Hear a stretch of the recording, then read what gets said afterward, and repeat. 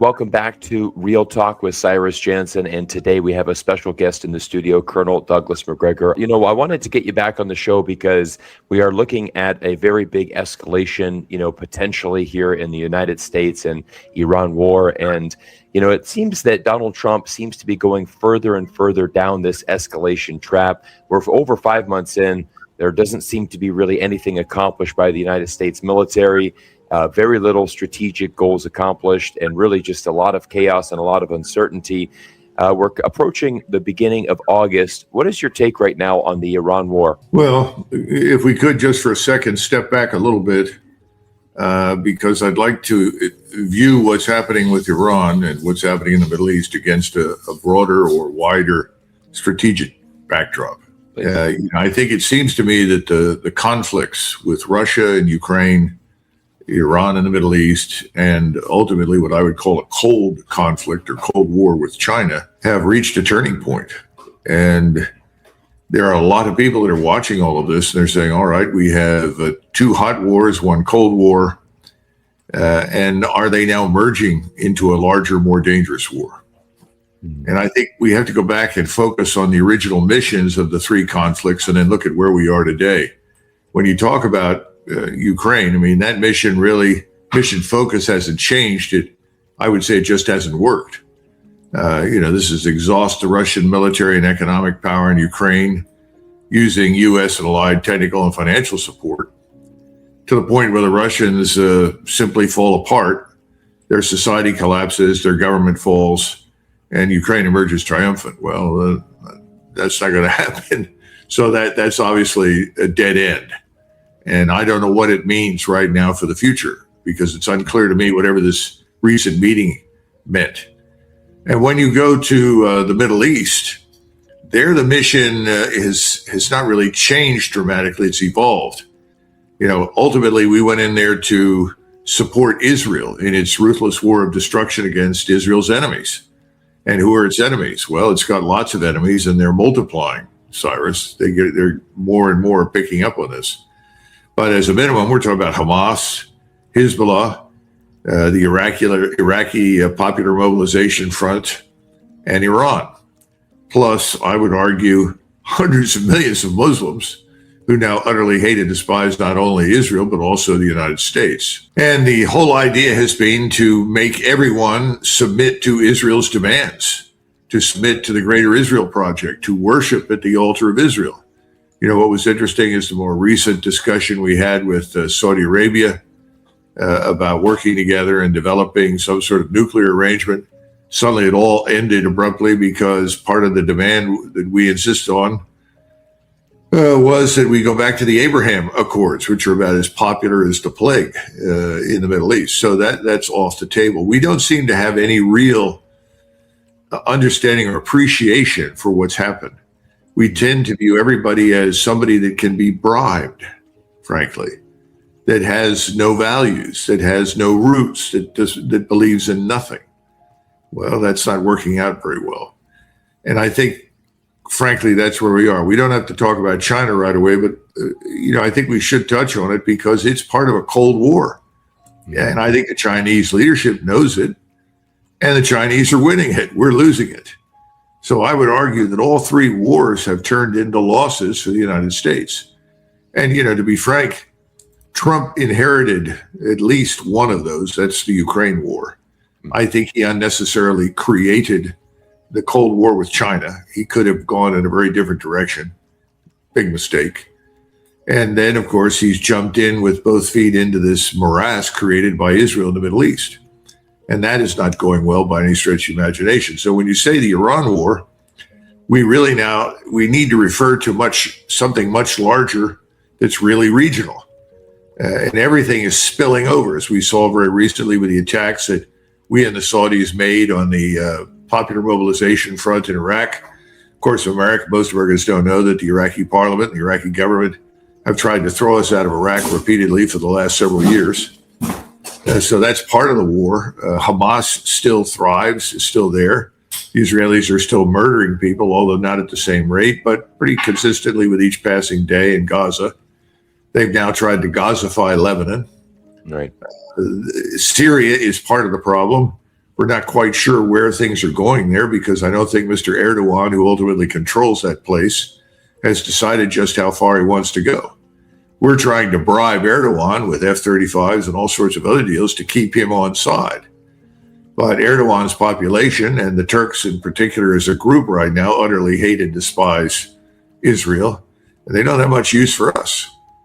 The Caucasus is aflame.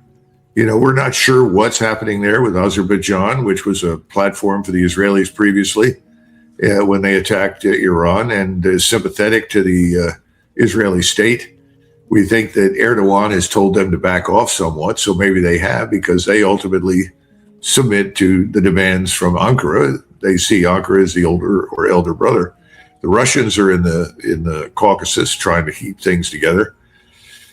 Then we go further south, we look inside Iran, and we're trying to support everyone and anyone who has anything that they don't like about Iran on their minds. With Kurds, Balukis, I'm sure, in fact, I know that we have been trying to entice, believe it or not, the Afghans into somehow or another attacking, or at least allowing us to attack Iran. I mean, it's a snowballing disaster. No one seems to be in charge. There never was a strategy. No. All you have to do is listen to Donald Trump. What's he say? Well, I think, 3 or 4 days of bombing and this government will fall. The population is opposed to the country. 80% will rise up, blah, blah, blah. Okay. That didn't work out terribly well, so we killed everybody that we were talking to. That hasn't worked out very well because the people that succeeded them are tougher, better, smarter, frankly, and more effective in most ways. And the population is now more determined and more behind its government than ever.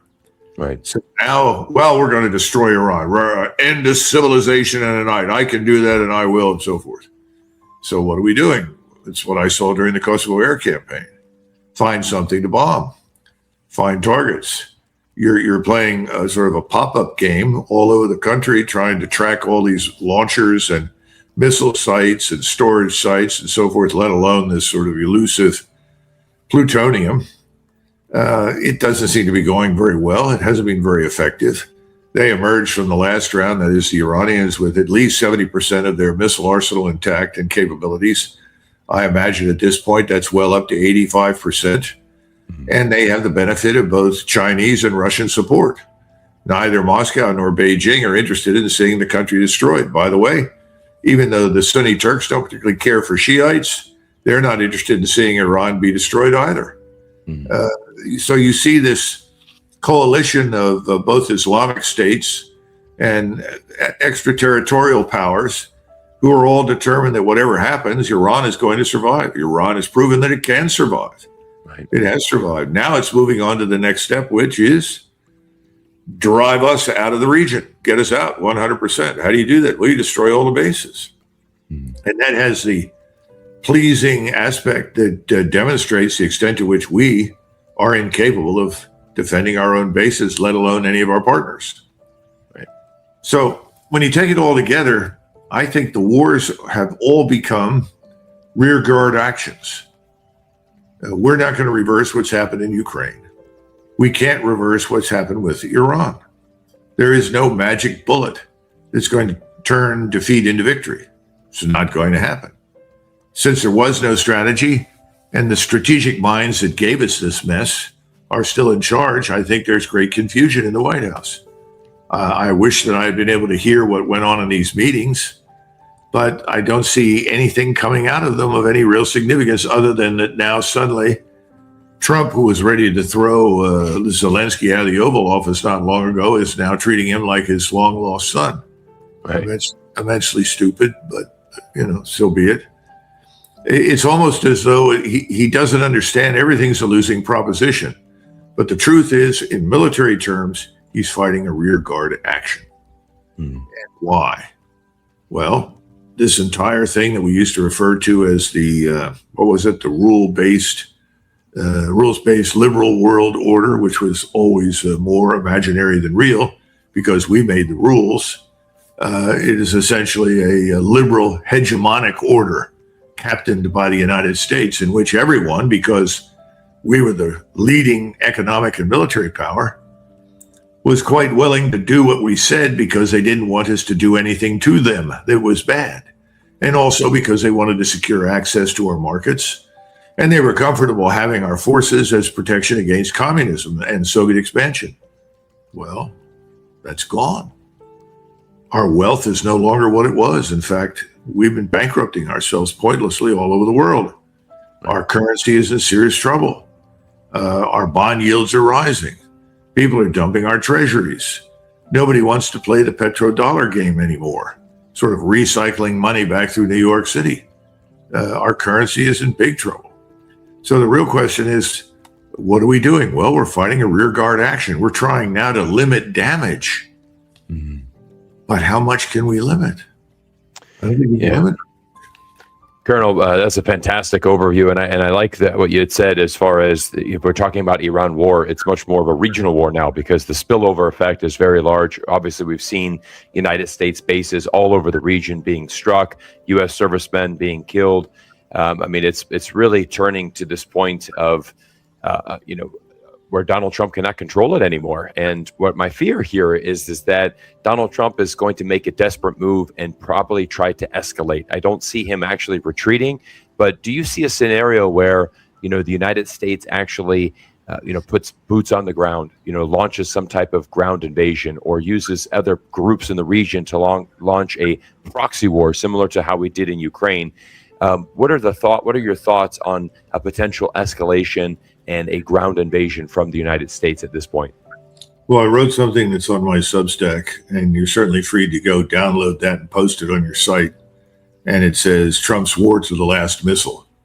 And my point was to go through that and explain two things. First of all, the use of ground forces in the Gulf, whether you seize Karg Island or Abu Musa or any number of different islands, or you seize the port of Chabahar, these things do nothing for you.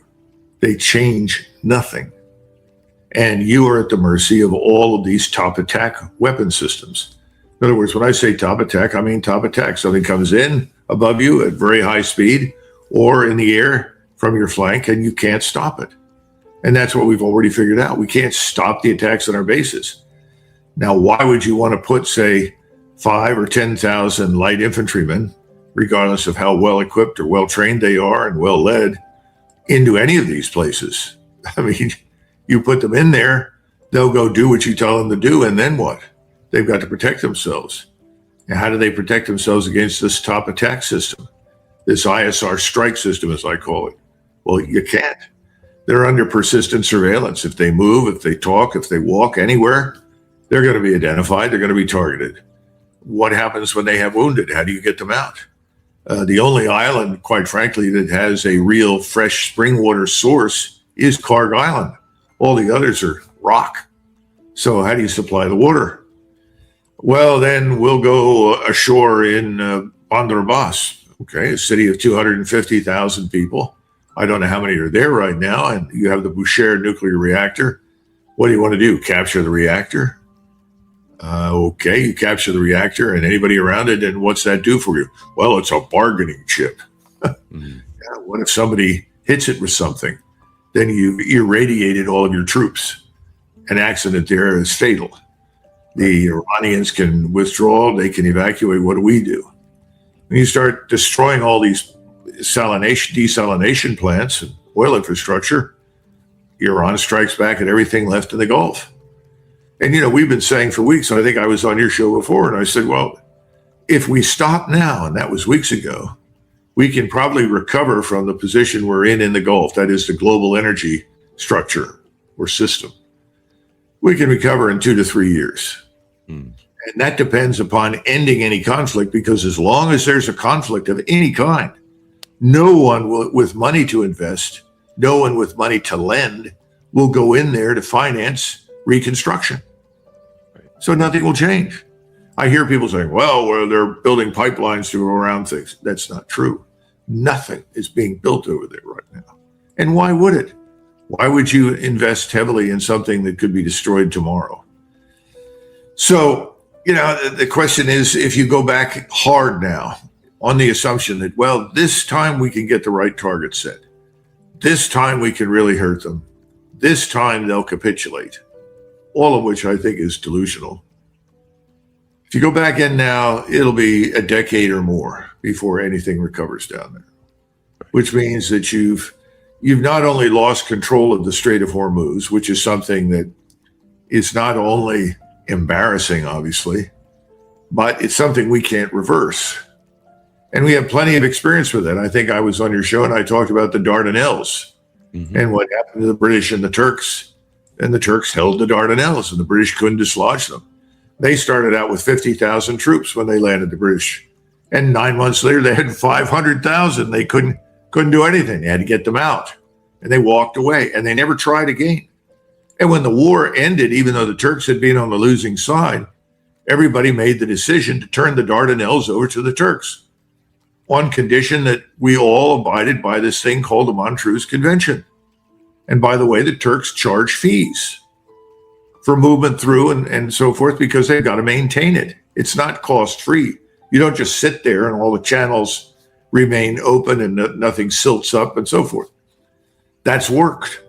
Now we're upset that thanks to our attack, we can't control the strait. We're not going to get control of the strait. It would take 100,000 troops and you probably lose a large number of them and it wouldn't last. I mean, this was what they found out in the Dardanelles. So why not go back to the MOU? Well, that's because the MOU was a statement of fact. It provided for things we didn't like, but we lost the war. It was the intelligent thing to do when he signed it. And he understood that because he said, I've got to get the global energy complex up and running. Got to open this strait. That's more important. Yes, Mr. President, it's more important than you and anything else happening today on this planet for billions of people on this planet. What's he done? He's backed away. He's doubled down, made more damage. And I think he's predisposed right now to opt once again for force. He seems to like force. This is a personality that thinks, well, if you don't listen to me, I've got to hammer you into the dirt. And, you know, we've been through Roy Cohn's rules, right? These are the things that have defined Trump. But I don't see it working. And I see it being disastrous. And in the meantime, China has grown stronger and will continue to go stronger, not because we've started wars, but because they've stayed out of them. Correct. And that's the lesson. And that's something we Americans used to understand very well. And we've seemed to have forgotten it. That is the one thing about China is that over the last, 40 years, it's risen very peacefully. It does not involve itself in very many wars and certainly spends a lot of its time, its resources, its energy on itself. And that's why we've seen a dramatic rise of China over the last 40 years. Colonel, I'd like to talk about Netanyahu and his visit to the United States. He's just flown into Washington, red carpet treatment, of course, with Donald Trump, probably coming to see, the funeral for Lindsey Graham, who obviously was a very big fan of Netanyahu and the Israeli regime. But I'd like to get your thoughts on, this potential meeting and what do you think is going on behind the scenes with Netanyahu and Trump? What do you think that they're talking about? I mean, I can't imagine that both of them are happy at this point, 5 months into the war. Nothing has really gone either one of them their way. 92% of Israelis actually believe that the United States have lost the war, according to Israeli sources.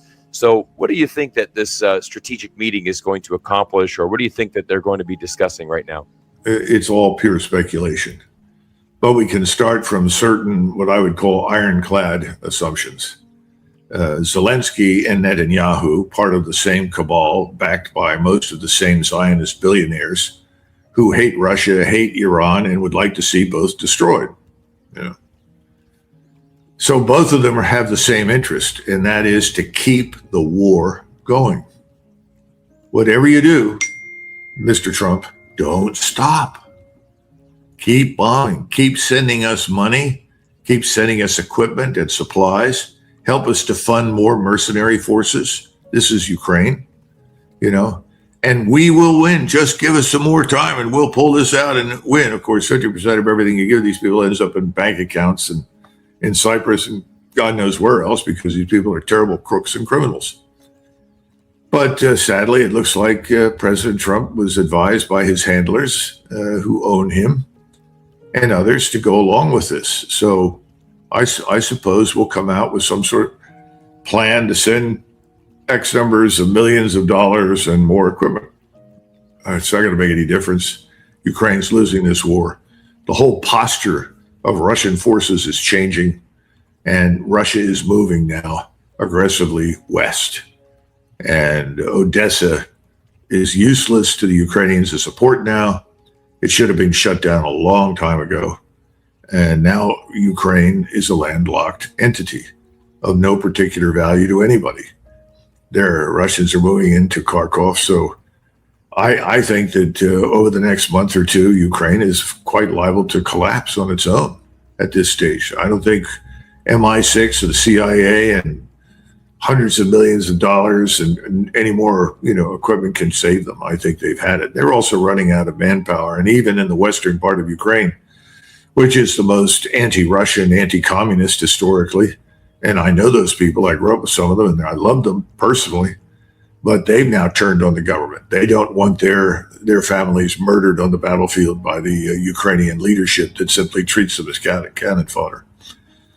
So I think, unfortunately, Zelensky will leave with a pat on the head, some promises. No doubt, Congress will deliver because they profit from the weapons and so forth that are sent over there.